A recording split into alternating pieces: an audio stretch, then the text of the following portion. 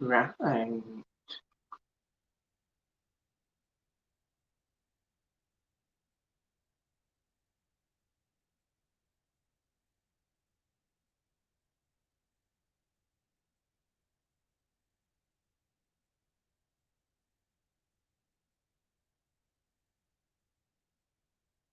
Too many things. Okay. Mhm.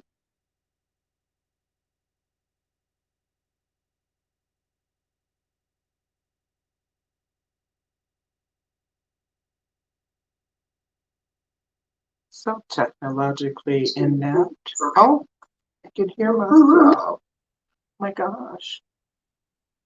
Hi there. If I don't have a nip slip, it's a little wrap. Look at that. Look. Oh, oh.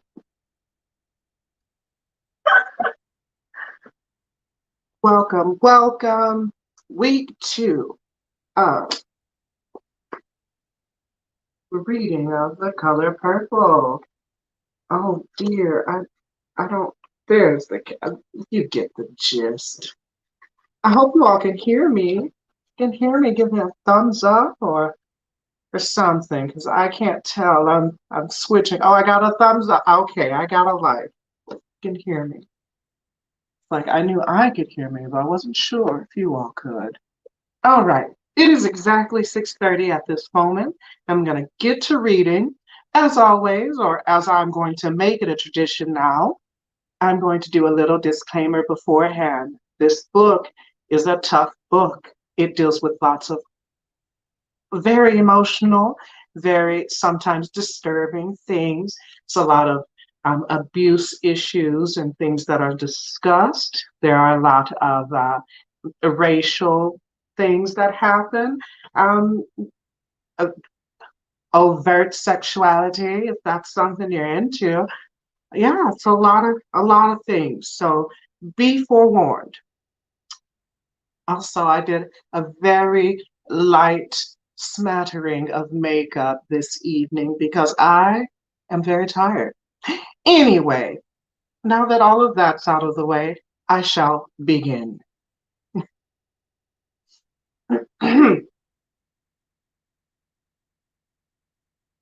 Dear God,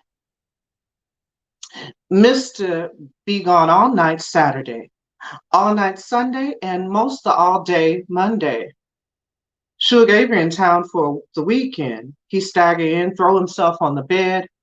He tired, he sad, he weak, he cry. Then he sleep the rest of the day and all night. He wake up while I'm in the field. I've been chopping cotton 3 hours by the time he come. Us don't say nothing to each other. But I got a million questions to ask. What she wear? Is she still the same old Suge like in the picture? How her hair is? What kind of lipstick? Wig? She stout? She skinny? She sound well? Tired? Sick? Where you all? Where you all children at? Why she singing? All over the place? Do she miss them? Questions be running back and forth through my mind. Feel like snakes. I pray for strength, bite the insides of my jaws. Mister, pick up a hoe and start to chop. He chopped about 3 chops, then he don't chop again. He dropped the hoe in the furrow, turned right back on his heel, walked back to the house, go get him a cool drink of water, get his pipe, sit on the porch and stare. I follow because I think he's sick. Then he say, you better get on back to the field.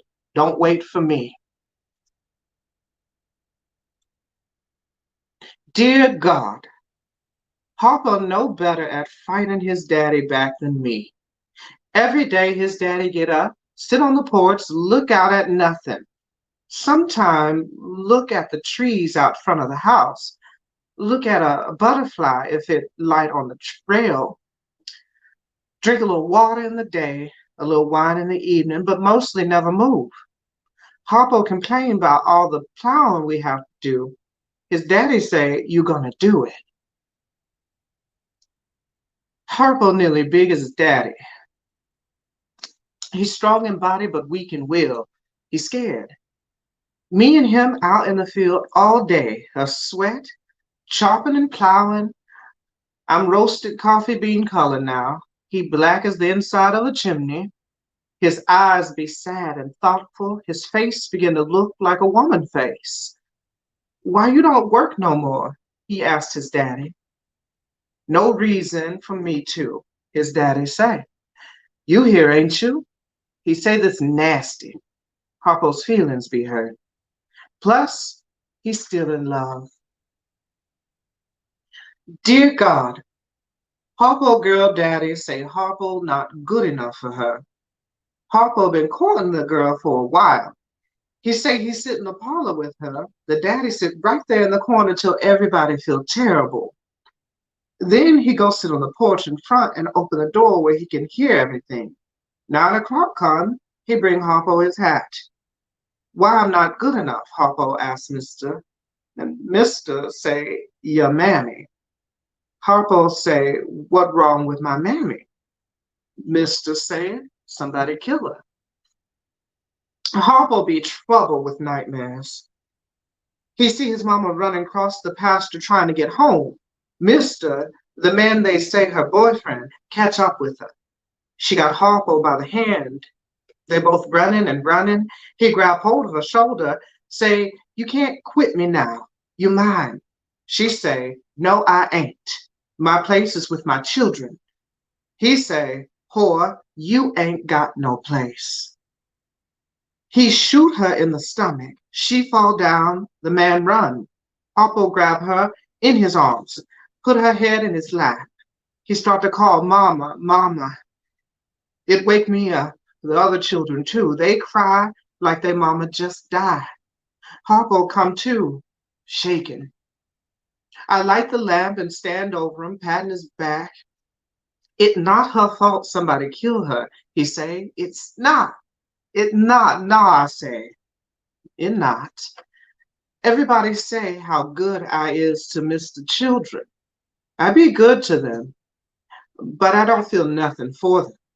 Patting Harpo back, not even like patting a dog. It more like patting another piece of wood, not a living tree, but a table, a chef robe. Anyhow, they don't love me neither, no matter how good I is.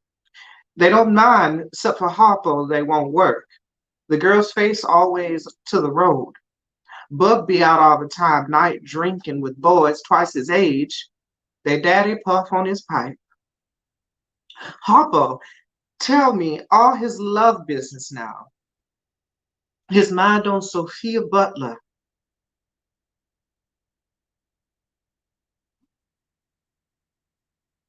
Lost my spot. Harpo tell me all his love business now. His mind on Sophia Butler, day and night. She pretty, he tell me, bright. Smart? Nah, bright skin. She's smart too, though, I think. Sometimes us can get her away from her daddy. I know right then and next thing I hear, she be big. If she's so smart, how come she big? I asked. Harpo shrugged. She can't get out the house no other way, he say. Mister won't let us marry. Say I'm not good enough to come in his parlor.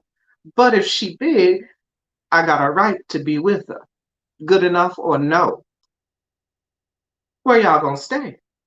They got a big place, he say. When us marry, I'll be just like one of the family.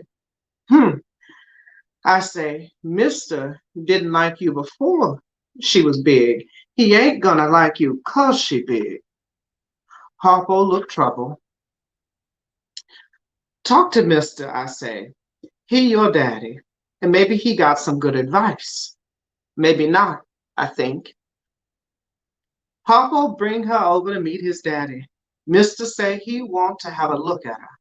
I see him coming way off up the road. They be just marching hand in hand like going to war. She in the front a little, and they come up the porch. I speak and move some chairs closer to the railing.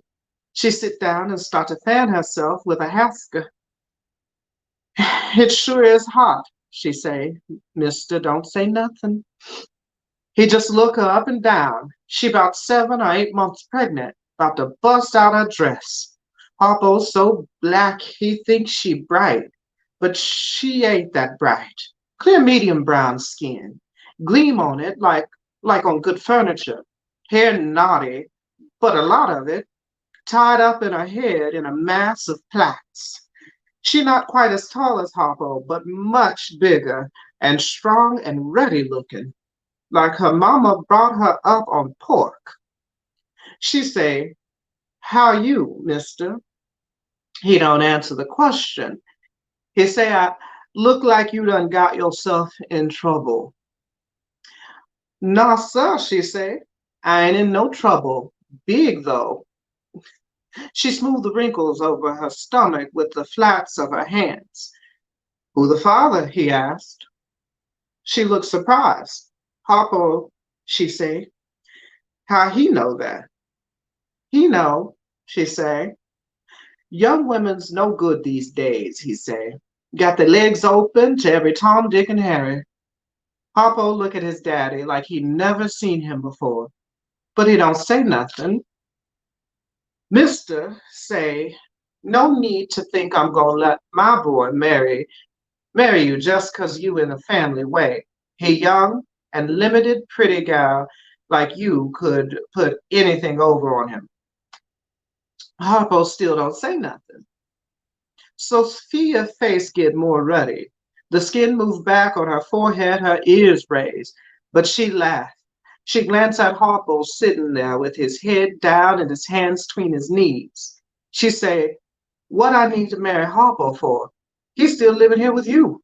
What food and clothes he get? You buy." He say, "Your daddy done throwed you out. Ready to live in the streets, I guess." She say, "Nah, I ain't living in the street. I'm living with my sister and her husband. They say I can live with them for the rest of my life." She stand up, big, strong, healthy girl, and she say, "Well, nice visiting. I'm going home." Harpo get up to come too. She say, "Nah, Harpo, you stay here. When you free, me and the baby be waiting." He sort of hang there between them a while, and then he sit down again. I look at her face real quick then, and it seemed like a shadow go across it. Then she say to me, "Mrs., I thank you for a glass of water before I go, if you don't mind." The bucket on the shelf right on the porch. I get a clean glass out, the safe, and dip her some water. She drink it down almost in one swallow. Then she run her hands over her belly again and she take off. Looked like the army changed direction and she heading off to catch up. Harpo never get up from his chair.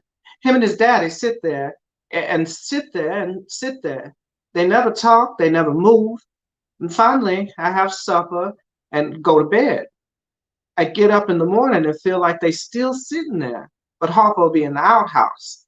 Mister be shaving. Dear God, Harpo went and brought Sophia and the baby home. They got married in Sophia's sister house. Sister's husband stand up with Harpo.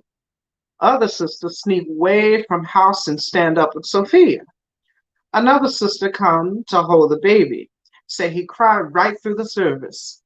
His mama stopped everything to nurse him. Finished saying "I do" with a big old nursing boy in her arms. Harpo fixed up the little creek house for him and his family. Mr. Daddy used it for a shed, but it's sound, got windows, a porch, a back door, plus it cool and green down by the creek. He asked me to make some curtains, and I make some out of a flour sack. It not big, but it homey. Got a bed, a dresser, a looking glass, and some chairs. Cook stove for cooking and heating too. Harpo daddy give him wages for working now. He say Harpo wasn't working hard like he should. Maybe a little money goes his interest. Harpo told me, "Miss Seeley, I'm going on strike." "On what?" "I ain't going to work." And he don't. He come to the field, Pull 2 ears of corn, let the birds and weevil eat 200. Us don't make nothing much this year. But now Sophia coming. He always busy. He chop, he hammer, he plow, he sing and whistle. Sophia look half her size, but she's still big, strong girl. Arms got muscle, legs too. She swing that baby about like it's nothing. She got a little pot on her now and give you the feeling she all there, solid, like if she sit down on something, it might mash. She tell Harper, hold the baby, while she come back in the house with me to get some thread. She making some sheets. He take the baby, give it a kiss, chuck it under the chin and grin, look up on the porch at his daddy. Mister, blow smoke. Look down at him and say, yeah, I see now she going to switch the traces on you. Dear God, Harpo want to know what to do to make Sophia mind. He sit out on the porch with Mister.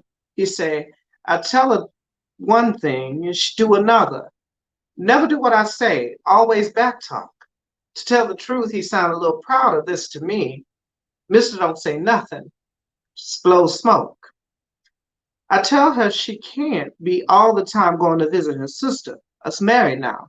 I tell her your place is here with the children, and she say I'll take the children with me. I say your place is with me, and she say you want to come. She keep primping in the front of the glass, getting the children ready at the same time. You ever hit her? Mister asked. Harpo looked down at his hands. No, sir, he say, low, embarrassed. Well, how you expect to make her mind? Wives is like children. You have to let them know who got the upper hand. Nothing can do that better than a good sound beating. He puffed on his pipe. Sophia think too much of herself anyway, he say. She need to be taken down a peg. I like Sophia, but she don't act like me all the time, at all. If she talking when Harpo and Mister come in the room, she keep right on.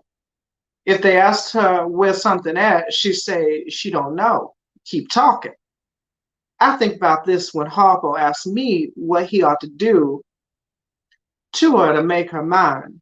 I don't mention how happy he is now, how 3 years pass and he still whistle and sing. I think about how every time I jump when Mister called me, she looks surprised and like she pitied me.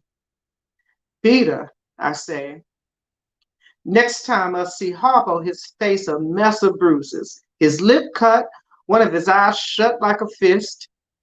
He walks stiff and say his teeth ache. I say, what happened to you, Harpo? He say, oh, me and that mule. She fractious, you know. She went crazy in the field the other day. By the time I got her to head from home, I was all banged up. Then when I got home, I walked smack dab in the crib door, hit my eye and scratched my chin. Then when that storm come up last night, I shut the window down on my hand. Well, I say, after all that, I don't expect you had a chance to see if you could make Sophia mine. None, he say, but he keep trying. Dear God, just when I was about to call out that I was coming in the yard, I hear something crash. It come from inside the house, so I run up the porch, the two children making mud pies on the edge of the creek. They don't even look up. I open the door cautious, thinking about robbers and murderers, house thieves and hants. But it Harpo and Sophia, they fighting like two men. Every piece of furniture they got is turned over. Every plate looked like it broke. The looking glass hang crooked and the curtains torn. The bed looked like the stuffing pulled out. They don't notice. They fight. He tried to slap her. What'd he do that for? She reached down and grabbed a piece of stove wood and whacked him across the eye. He punched her in the stomach. She doubled over groaning, but come up with both hands, looked right under his privates. He rolled on the floor. He grabbed her dressed hand and pulled. She stand there in her slip, she never blink her eye. He jump up and put a hammerlock under her chin. She throw him over her back. He fall bam up against the stove. I don't know how long this been going on. I don't know when they expect to conclude. I ease on back out, wave to the children by the creek, and walk back up home.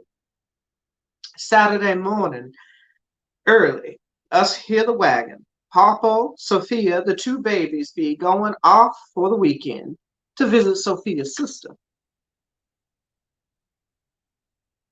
Dear God, for over a month I have trouble sleeping. I, I stay up late as I can before Mister start complaining about the price of kerosene. Then I soak myself in a warm bath with milk and Epsom salt. Then sprinkle a little witch hazel on my pillow and curtain out all the moonlight. Sometimes I get a few hours sleep. Then just when it looked like I ought to be getting good, I wakes up. At first, I'd get up quick and drink some milk. Then I'd think about counting fence posts. Then I'd think about reading the Bible. What it is, I ask myself. A little voice says something you done wrong.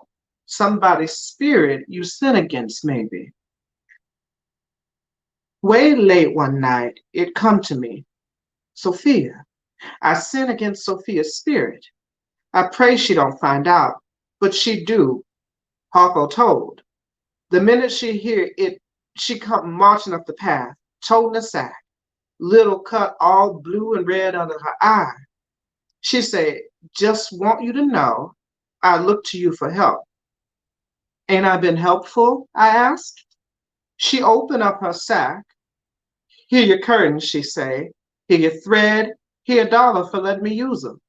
They're yours, I say, trying to push them back. I'm glad to help out, do what I can.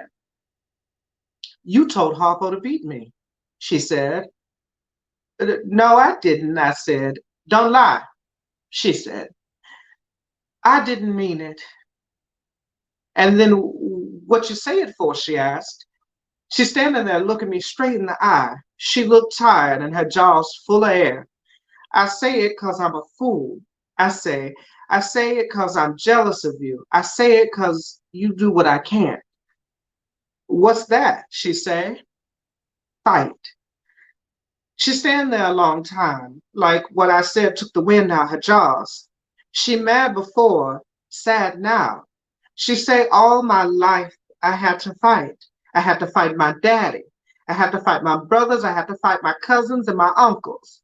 A girl child ain't safe in a family of men. But I never thought I'd have to fight in my own house. She let out her breath. I loves Harpo, she say. God knows I do, but I'll kill him dead before I let him beat me. Now, if you want a dead son-in-law, you just keep on advising him like you do it. She put her hand on her hip. I used to hunt game with a bow and arrow, she say. I stopped the little trembling that started when I saw her coming. I'm so ashamed of myself, I say. And the Lord, he done whipped me a little bit too. The Lord don't like ugly, she say. And he ain't stuck on pretty. This opened the way for our talk to turn another way. I say, you feel sorry for me, don't you? And she think a minute. Yes, ma'am, she say slow. I do. I think I know how come, but I asked her anyway. She say, to tell the truth, you remind me of my mama. She under my daddy's thumb. No, she under my daddy's foot. Anything he say goes. She never say nothing back. She never stand up for herself. Try to make a little half stand sometime for the children, but that always backfire. More she stand up for us, the harder time he give her. He hate children and he hate where they come from. Though from all the children he got, you'd never know it. I never know nothing about her family. I thought looking at her, nobody in her family could be scared. How many he got, I asked. 12, she say. Whew, I say. My daddy got 6 by my mama before she died. He got 4 more by the wife he got now. I don't mention the 2 he got by me. How many girls? She asked. 5, I say. How about in your family? 6 boys, 6 girls. All the girls big and strong like me. Boys big and strong too, but all the girls stick together. 2 brothers stick with us too sometime. Us get in a fight, it's sight to see. I ain't never struck a living thing, I say. Oh, when I was at home, I tapped the little ones on the behind to make them behave, but not hard enough to hurt. What you do when you get mad? She asked. I think I can't even remember the last time I felt mad, I say. I used to get mad at Mammy because she put a lot of work on me. And then I see how sick she is and couldn't stay mad at her. Couldn't be mad at my daddy because he my daddy. Bible say, honor father and mother no matter what. Then after a while, every time I got mad or start to feel mad, I got sick. Felt like throwing up. Terrible feeling. Then I start to feel nothing at all. Sophia frowned. Nothing at all? Well, sometimes Mister get on me pretty hard. I have to talk to old Maker, but he my husband. I shrug my shoulders. This life soon be over, I say. Heaven laughs always. You oughta bash Mister head open, she say. Think about heaven later. Not much funny to me, that funny. I laugh. She laughed, then us both laughed so hard us flopped down on the step. Let's make quilt pieces out of these messed up curtains, she say. And I run get my pattern book. I sleeps like a baby now. Dear God, Sugar Avery's sick, and nobody in this town want to take the Queen Honeybee in. Her mammy say she told her so. Her pappy say, tramp. A woman at church say she dying, maybe tuberculosis or some kind of nasty woman disease. What I want to ask, but don't. The women at church sometime nice to me, sometime not. They look at me, they're struggling with Mr. Children, trying to drag them to church, trying to keep them quiet after us get there. They some of the same ones used to be here both times I was big. Sometimes they think I don't notice. They stare at me, puzzled. I keep my head up best I can. I do a right smart for the preacher, clean the floor and windows, make the wine, wash the altar linen, and make sure there's wood for the stove in the wintertime. He called me Sister Celie. Sister Celie, he say, you faithful, as the day is long. Then he talked to the other ladies and they mens. I scurry about, doing this, doing that. Mr. sit back by the door, gazing here and there. The women smile in his direction every chance they get. He never look at me or even notice.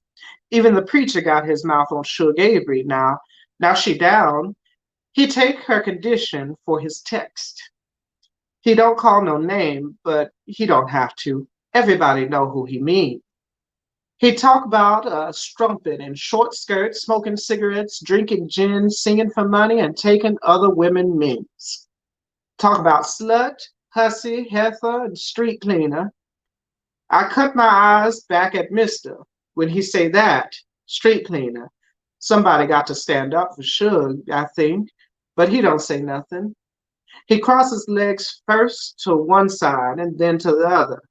He gazes out the window.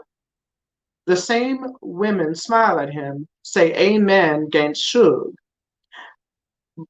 But once us home, he never stopped to take off his clothes. He called down to Harpo and Sophia house. Harpo come running. Hitch up the wagon, he say. Where's going? Say Harpo. Hitch up the wagon, he say again. Harpo hitch up the wagon and they stand there and talk a few minutes out by the barn. Then Mister drive off. One good thing about the way he never do any work round the place, us never miss him when he gone. 5 days later, I look way off the road and see the wagon coming back. It got sort of a canopy on it now, made out of old blankets or something. My heart began to beat like fury. And the first thing I try to do is change my dress, but too late for that. By the time I get my head and on out the old dress, I see the wagon pull up the yard. Plus, the new dress won't help none with my knotty head and dusty head rag, my old everyday shoes, and the way I smell. I don't know what to do. I'm so beside myself. I stand there in the middle of the kitchen, mind whirling. I feels like who would have thought? Seely, I hear Mr. call, Harpo. I stick my head and my arm back in my old dress and wipe the sweat and dirt off my face as best I can. I come to the door. Yes, sir? I asked, and trip over the broom I was sweeping with when I first noticed the wagon. Harpo and Sophia in the yard now, looking inside the wagon, their faces grim. Who this? Harpo asked. The woman should have been your mammy, he say. Sugar Avery? Harpo asked. He looked at me. Help me get her in the house, Mr. Say. I think my heart gonna fly out my mouth when I see one of her foots come poking out. She not lying down, she climbing down between Harpo and Mister, and she dressed to kill. She got a red wool dress, a chest full of black beads, a shiny black hat with that look like chicken hawk feathers curved down side one cheek, and she carrying a little snakeskin bag match her shoes. She looked so stylish, it like the trees all around the house draw themselves up tall for a better look. Now I see she stumbled between the two men. She don't seem that well acquainted with her feet. Close up, I see all this yellow powder caked up on her face, red rouge. She looked like she ain't long for this world, but dressed well for the next. But I know better. Come on in. I want to cry, to shout. Come on in. With God help, Celia gonna make you well. But I don't say nothing. It not my house. Also, I ain't been told nothing. They get halfway up the step. Mister look up at me. Celie, he said, this here Shul Gabriel, old friend of the family. Fix up the spare room. Then he looked down at her, hold her in one arm, hold on to the rail with the other. Harpo on the other side looking sad. Sophia and the children in the yard just watching. I don't move at once because I can't. I need to see her eyes. I feel like once I see her eyes, my feet can let go of the spot where they're stuck. Get moving, he says sharp. And then she look up. Under all that powder, her face black as Harpo. She got a long pointed nose and big fleshy mouth. Lips look like black plum. Eyes big, glossy, feverish, and mean. Like sick as she is, if a snake cross her path, she'll kill it. She looked me over from head to foot, then she cackled. Sound like a death rattle. You sure is ugly, she say, like she ain't believed it. Dear God, ain't nothing wrong with Suge Avery. She just sick. Sicker than anybody I ever seen. She's sicker than my mama was when she died, but she more evil than my mama, and that keep her alive. Mister be in the room with her all the time of the night or day. He don't hold her hand though. She too evil for that. Turn loose my goddamn hand, she say to Mister. What the matter with you? You crazy? I don't need no weak little boy can't say no to his daddy hanging on to me. I need me a man, she say. A man. She look at him and roll her eyes and laugh. It not much of a laugh, but it keep him away from the bed. He sit over in the corner away from the lamp. Sometimes she wake up in the night and don't even see. But he there, sitting in the shadows, chewing on his pipe, no tobacco in it. First thing she said, I don't want to smell no stinking blankety blank pipe. You hear me, Albert? Who Albert? I wonder. Then I remembered Albert is Mr. First Name. Mister don't smoke, don't drink, don't even hardly eat. He just got her in that little room watching every breath. What happened to her? I asked. You don't want her here? Just say so, he say. Won't do no good, but if that's the way you feel, he don't finish. I want her here, I say, too quick. He look at me like maybe I'm planning something bad. I just want to know what happened, I say. I look at his face. It's tired and sad, and I notice his chin weak. Not much chin there at all. I have more chin, I think, and his clothes dirty. Dirty. When he pulled them off, dust rise. Nobody fight for Suge, he say, and a little water come to his eyes. Dear God, they have made 3 babies together, but he's squeamish about giving her a bath. Maybe he figured he'd start thinking about things he shouldn't. But what about me? First time I got the full sight of Suge Avery, long black body with black plum nipples, looked like her mouth, I thought I had turned into a man. What you staring at? She asked. Hateful. She weak as a kitten, but her mouth just packed with claws. You never seen a naked woman before? No, ma'am, I said. I never did, except for Sophia, and she's so plump and ruddy and crazy she feel like my sister. She say, well, take a good look, even if I is just a bag of bones now. She have the nerve to put one hand on her naked hip and bat her eyes at me. Then she suck her teeth and roll her eyes at the ceiling while I wash her. I wash her body. It feel like I'm praying. My hands tremble and my breath short. She say, you ever have any kids? I say, yes, ma'am. She say, how many? And don't you yes, ma'am me, I ain't that old. I say, 2. She asked me where they is. I say, I don't know. She look at me funny. My kids with their grandma, she say. She could stand the kids. I had to go. You miss them? I asked. Nah, she say. I don't miss nothing. Dear God, I asked Suge Avery what she want for breakfast. She say, what y'all got? I say, ham, grits, eggs, biscuits, coffee, sweet milk or buttermilk, flapjacks, jelly, and jam.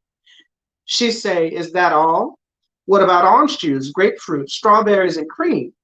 Tea? And then she laughed. I don't want none of your damn food, she said. Just give me a cup of coffee and hand me my cigarettes.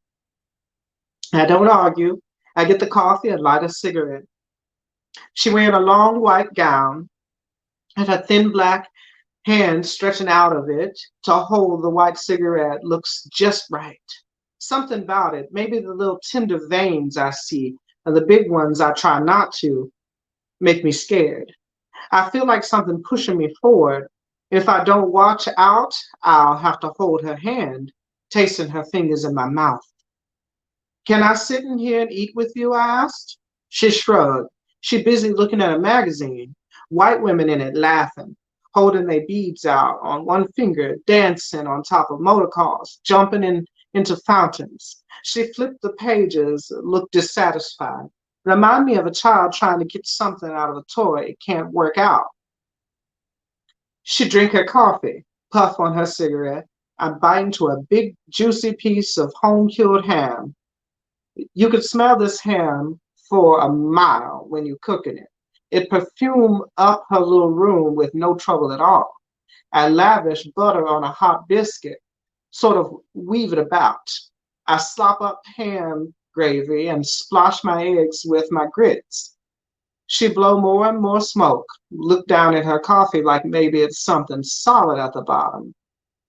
Finally, she say, Celie, I believe I could drink a glass of water, and this here by the bed ain't fresh. She hold out her glass. I put my plate down on the card table by the bed. I go dip her some water. I come back, pick up my plate, look like a little mouse been nibbling on the biscuit. A rat run off with the ham. She act like nothing happened, begin to complain about being tired, doze on off to sleep. Mister asks me how I get her to eat. I say nobody living can stand the smell to smell home cured ham without tasting it. If they did, they got a chance, maybe. Mister laughed. I noticed something crazy in his eyes. I've been scared, he say, scared, and he covered up his eyes with his hands.